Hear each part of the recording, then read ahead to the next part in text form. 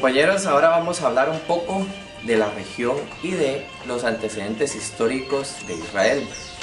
Israel se ubica en una franja de tierra conocida antiguamente como Canaán, posteriormente nombrada por los romanos como Palestina. Para entender bien este territorio, esta región que se encuentra dentro del río Jordán y el mar Mediterráneo, tenemos que entender que muchas tribus y muchos pueblos han pasado a través de esta tierra, que ha sido la conexión de Oriente con el Occidente. Aquí en Oriente Próximo se encontraron por primera vez las tribus hebreas, que se conocen como las 12 tribus de Israel.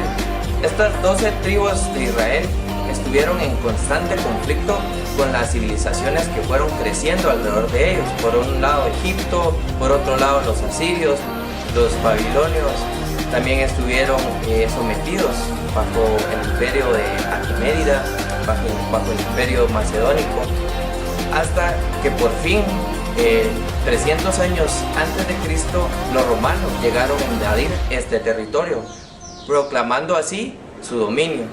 El dominio romano duró desde el 300 a.C. hasta el 700 después de Cristo.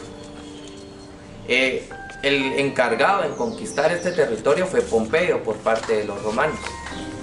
Es muy interesante porque en esta región del mundo fue donde se encontró el primer profeta y uno de los más grandes de la historia, de que ahora nosotros conocemos como Jesús, que ha sido el más importante de todos los tiempos, y que por él es de que se dividen los siglos antes y después de su llegada.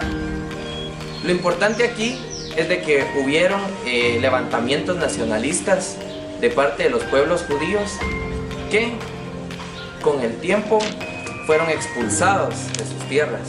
Fueron expulsados en el siglo VII y así se quedó dominio únicamente de Roma. Posteriormente, con la destrucción del Imperio Romano, ya solo quedó vigente el Imperio de Bizantino, que mantuvo el dominio hasta que llegaron los árabes y pasaron una serie de califatos dominando esta región, entre ellos el califato de Omeya.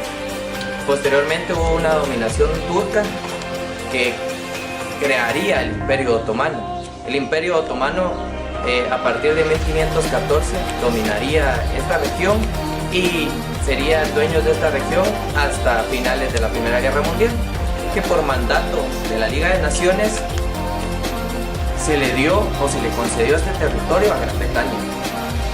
Ya habían levantamientos y habían corrientes como el sionismo, que proclamaban la independencia de la región de Israel.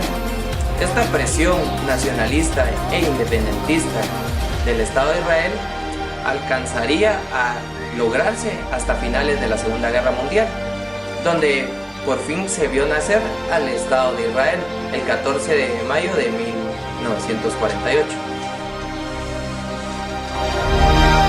Diciembre de 1947 hasta 18 de julio de 1948, cuando las comunidades judías y árabes del mandato de Palestina y posteriormente ejércitos jordano e israelí lucharon por el control de la ciudad.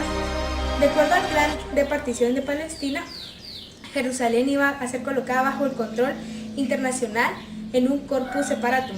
Sin embargo, inmediatamente surgieron luchas entre milicias judías y árabes, con atentados con bombas y ataques procedentes de ambos lados. A partir de febrero de 1948, Abd al-Qadir al-Hussein bloqueó la carretera oeste hacia Jerusalén para cortar el suministro para la población judía.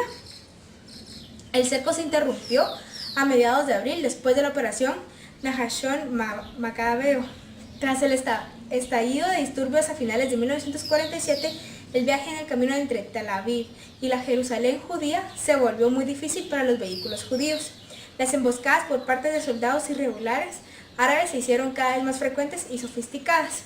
Su intención era aislar más de 100.000 residentes judíos de Jerusalén del resto de los habitantes judíos de la Palestina y, en el caso de las fuerzas jordanas, la conquista de Jerusalén. Los árabes bloquearon el acceso a Jerusalén en Latrun y Abd al-Abad, un estrecho valle rodeado de aldeas árabes en las colinas a ambos lados.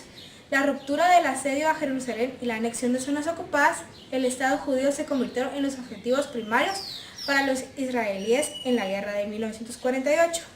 En diciembre de 1947, la agencia judía creó el Comité de Emergencia de Jerusalén, que comenzó con el almacenamiento de alimentos y combustibles. En enero, el comité estimó que eran necesarias 4.500 toneladas por mes. Se otorgó un crédito de 50.000 libras palestinas con los mayoristas de Isdratut, Hamashville, Hamerkasi. Ese mes, el número de camiones que suministraban a Jerusalén judía cayó a 30. En marzo, el promedio de los camiones diarios que ingresaban a la ciudad era de 6. A finales del mes, era claro que los suministros de los judíos se agotarían. El 1 de abril, el Times estimó que la población judía de Jerusalén requería un mínimo de 50 camiones cargados por semana. 2 días después informó que un portavoz de la reunión de líderes árabes en Damasco había anunciado que Jerusalén sería estrangulada por el bloqueo. A principios de marzo del mismo año, la estimación de las fuerzas árabes eran de 5.300 soldados en Jerusalén y el distrito circundante, junto a los 300 irregulares iraquíes y 60 musulmanes yugoslavos. La brigada judía Etzioni contaba con 1.200 hombres, junto a una cantidad igual a la segunda línea. Además, hubo una guardia judía de 2.500 y 500 miembros de las organizaciones disidentes Irgun y Lehi, respectivamente. A mediados de abril, la Haganah recibió la orden de lanzar una ofensiva con el fin de despejar varias colinas donde estaban ubicadas aldeas estratégicas en los últimos tramos de la carretera hacia Jerusalén. Al mismo tiempo, una serie masiva de convoyes blindados de miles de vehículos se abrieron paso a camino.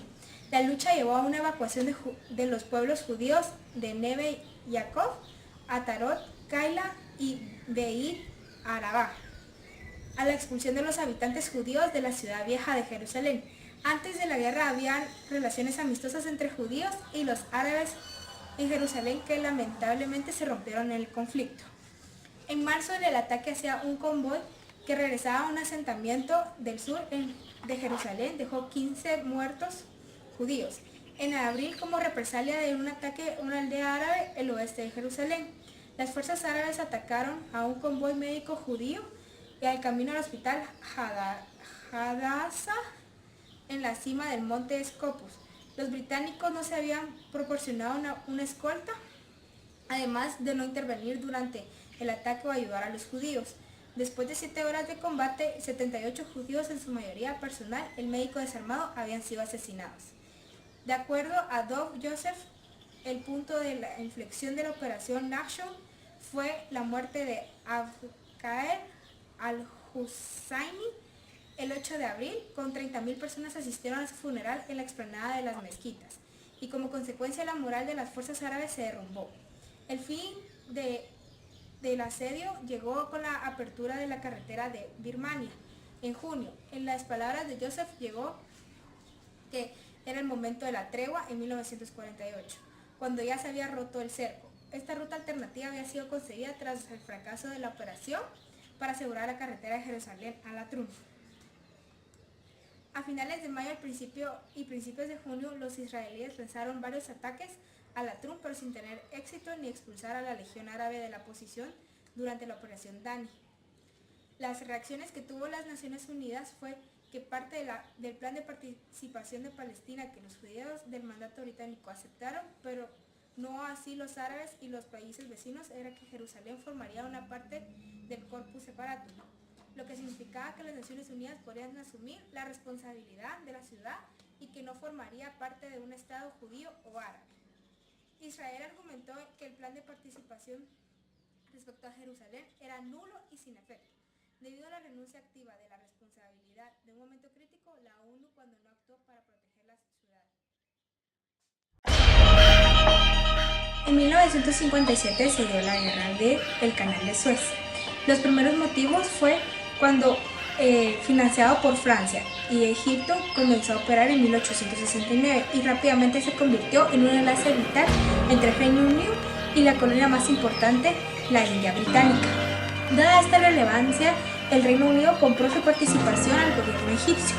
El canal conservó su importancia incluso tras la independencia de la India, puesto que se transformó en la principal ruta para transportar petróleo desde el Golfo Pérsico a Europa, por lo que resultaba vital para todas las economías del mundo occidental. El militar egipcio Gamal Abdel Nasser encabezó en 1952 el primer golpe de Estado contra el gobierno del rey Fahd I, tras el cual proclamó la república y reemplazó las políticas occidentales de la monarquía por una nueva política panarabista, cercana a un socialismo. En junio de 1956, Nasser fue elegido presidente como parte de su nueva política implantó en el país y denominó el nacionalismo socialista árabe. Posteriormente, el gobierno de Nasser compró tanques de Checoslovaquia y reconoció diplomáticamente a la República Popular China. Con Nasser, la cabeza de Egipto desató a una campaña antiimperialista, por lo que buscó nacionalizar el canal de Suez, cosa que afectaba a los intereses económicos británicos y franceses en la zona, y firmó a su vez acuerdos de ayuda mutua con Siria y Jordania. La influencia del presidente Nasser en el mundo árabe le granjeó las antipatías en el Reino Unido y en Francia. Como consecuencia británica, los estadounidenses se negaron a financiar la construcción de la presa de Asuán, como se habían comprometido con anterioridad. En respuesta de aquello, el presidente Nasser nacionalizó el canal el 26 de julio de 1956. Los motivos que tuvieron para la intervención israelí fue en 1947 se aprobó el plan de la ONU para la participación de Palestina, resolución que contemplaba la formación de los estados sobre el mandato británico. Los estados árabes circundantes, así como los dirigentes árabes palestinos, rechazaron este acuerdo y declararon la guerra nacional judía, que provocó la guerra árabe-israelí en 1948, en la que participó entre otros entonces el Reino de Egipto. Esta guerra acabó con la victoria de Israel, que no solo obtuvo su independencia, sino que también dio su aliado con respecto al tratado de paz. La victoria israelí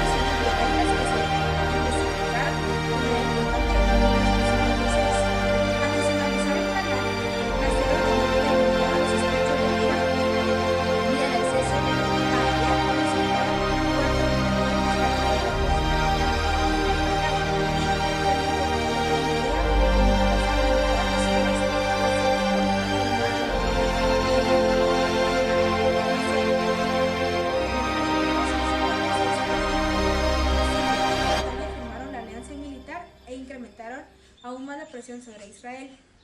El 29 de octubre de 1956, Israel decretó la movilización de las Fuerzas Armadas a través de su planificación eficiente en 4 días y lanzó la invasión de Sinaí, de la Franja de Gaza, alcanzando rápidamente la zona del Canal de Suez.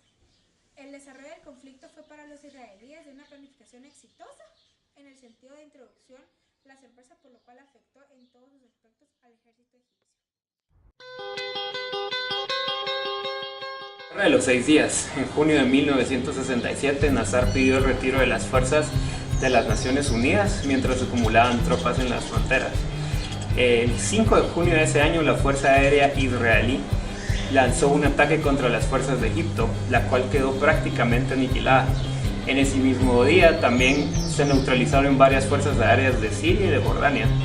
En violentos ataques, el ejército israelí derrotó a Egipto, a Jordania y a Siria en una guerra que duró solo 6 días. El 11 de junio se acordó el cese de fuego bajo los auspicios de las Naciones Unidas. Israel ganó el control de la península de Sinaí, de la Franja de Gaza y de los Altos de Golán, así como la región occidental del río Jordán, incluyendo el este de Jerusalén. El 22 de noviembre de 1967, el Consejo de la Seguridad de las Naciones Unidas adoptó una resolución denominada Fórmula de Territorio de Cambio de Paz, Esto promueve el establecimiento de una paz duradera entre naciones en conflicto. Bajo el plan, Israel se retiraría de las zonas ocupadas en 1967 a cambio del compromiso de países árabes de finalizar el estado de guerra contra Israel. La propuesta no fue aceptada por las partes de conflicto. Años más tarde se desenvuelve una nueva guerra llamada la Guerra de Yom Kippur o el Ramadán. Dos factores principales que llevaron o desencadenaron esta guerra fue el fracaso de la resolución de conflictos surgidos en 1967 tras la Guerra de los 6 días, la negativa respuesta de Israel a devolver los territorios arrebatados a Siria, que fueron los Altos de Golán, Egipto, la península de Sinaí, y el fracaso de las propuestas del paz de Anwar al-Sadat, el nuevo líder egipcio, llevaron situación a un punto muerto. El ataque árabe fue sorpresa y empezó el 6 de octubre de 1973, el día de Yom Kippur o Ramadán, que es la festividad religiosa más importante de los judíos. Sin embargo, a partir del 10 de octubre se inició un contraataque israelí. En ese momento, tanto la Unión Soviética como Estados Unidos organizaron puentes aéreos masivos llevando armas a sus aliados. Las tropas israelíes reconquistaron los Altos de Golán y volvieron a cruzar Suez. Como consecuencia hubieron 15.000 muertos, 8.500 árabes y 6.000 israelíes, va la cuenta. La guerra de 1973 tuvo importantes repercusiones en el alineamiento de los países árabes de la Unión Soviética, ya que se hizo más estrecho. La imagen de invencibilidad del ejército israelí fue destruida. Israel se hizo más dependiente de Estados Unidos. Y sobre todo la guerra proporcionó que la OPEP, donde los estados árabes tenían un peso decisivo, decidieron una brusca subida de precios del petróleo que desencadenó una espiral inflacionista que llevaría a una gran crisis económica. Por la paz. El proceso de paz entre Palestina e Israel es muy complejo, ya que cada vez es más difícil la reanudación de las pláticas de paz entre Israel y los palestinos. Hace 24 años ya de los acuerdos de Oslo, que representan un gran valor a la memoria colectiva porque esto queda grabado en la historia, como un acontecimiento en la sociedad internacional. Con estos acuerdos se establecen las bases para la autonomía palestina y son importantes porque por primera vez ambas partes en el conflicto lograron mirarse de frente y reconocer su situación y su existencia bajo el auspicio de las autoridades noruegas. Ya en el año 2012, Palestina es reconocida como Estado observador ante la ONU con 138 votos a favor, 9 en contra y 41 que se abstuvieron de votar. Esto supone el reconocimiento de Palestina por el órgano internacional capaz de jugar un papel regulador entre naciones. Estados Unidos e Israel fueron 2 de los 9 países que votaron en contra, pero para Estados Unidos el problema es doble, puesto que sus intereses en la región son múltiples y está obligado a jugar un papel decisivo en la promoción de negociaciones de paz. La votación no admite a Palestina como miembro pleno derecho de la ONU. Esto le corresponde al Consejo de Seguridad de determinarlo. Tampoco tiene consecuencias inmediatas en tanto a la creación efectiva de un Estado, pero da a los palestinos legitimidad en la lucha en contra de la ocupación y llama la atención mundial porque es urgente la necesidad de poner fin a un problema que explica en gran medida el clima de inestabilidad y de violencia en el mundo.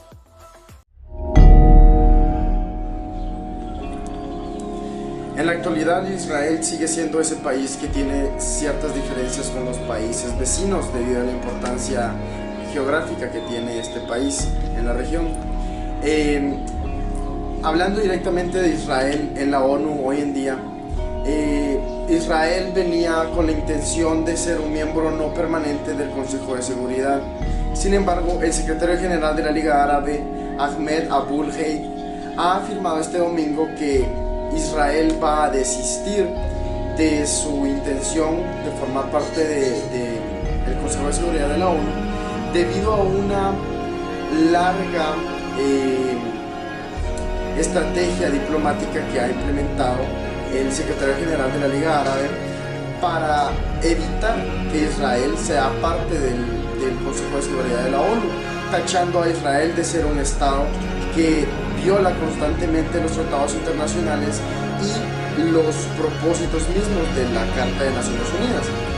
Según fuentes diplomáticas citadas por la agencia británica de noticias Reuters, han señalado que la decisión ha sido adoptada debido a las pocas posibilidades de lograr respaldos a la votación, lo cual sería totalmente acertado ante las estrategias del secretario de la Liga Árabe. Hablando acerca de Israel y el conflicto que tienen con Irán, que es un archienemigo regional de este país, recientemente, enfocándonos directamente al asunto o el conflicto más bien entre Israel e Irán, es algo que es un conflicto histórico entre estos dos países.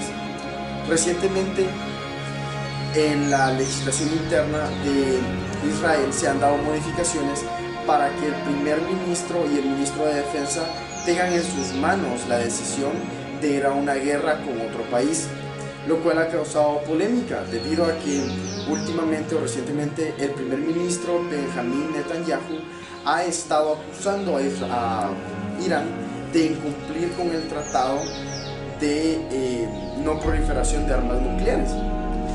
Esto es preocupante para la región debido a que el gobierno de Donald Trump ha estado con la tentativa de salirse del acuerdo nuclear que tiene con Irán, y estas acusaciones del gobierno iraní y específicamente el primer ministro de Israel, Benjamin Netanyahu, que acusan al gobierno iraní de tener programas nucleares secretos que contradicen o que rompen directamente los propósitos de este tratado de proliferación nuclear, hacen eco en la política exterior o podrían hacer eco en la política exterior de Donald Trump al ser un factor determinante en la salida de Estados Unidos del tratado de proliferación de armas nucleares que se tiene con Irán. El miércoles 9 de mayo se tiene prevista una reunión con el ministro de Defensa Avigdor Lieberman, ministro de Defensa de Israel, y de Rusia acerca de la influencia que está teniendo Irán y del aprovisionamiento de armas de Irán hacia Siria.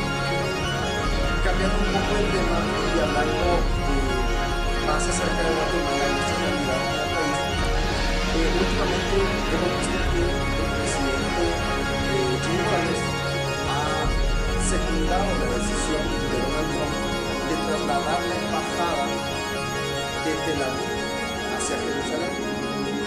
Una decisión polémica que ha causado un revuelo en la comunidad internacional debido a que Tel Aviv es la actual o es considerada la actual capital de Israel, y trasladar la embajada hacia Jerusalén sería un movimiento diplomático cuestionable, si se puede ver así, debido a el área conflictiva que llega a ser Jerusalén debido a la cercanía con Palestina. La decisión de Jimmy Morales puede ser vista de varias perspectivas. Puede ser preocupante en el sentido de las exportaciones de cardamomo y el impacto en la economía de Guatemala. Sin embargo, podemos ser conscientes que Guatemala siempre ha sido un país que respalda las decisiones de Estados Unidos y que siempre ha apoyado a Israel en diversas situaciones internacionales, como un ejemplo claro en su declaración de independencia y la importancia que ha tenido Guatemala para que Israel sea un país independiente. El primer ministro israelita Benjamin Netanyahu escribió un tuit donde se mostraba conmovido acerca de que la bandera de Guatemala estuviera ondeando desde ya en Palestina, donde va a ser la nueva embajada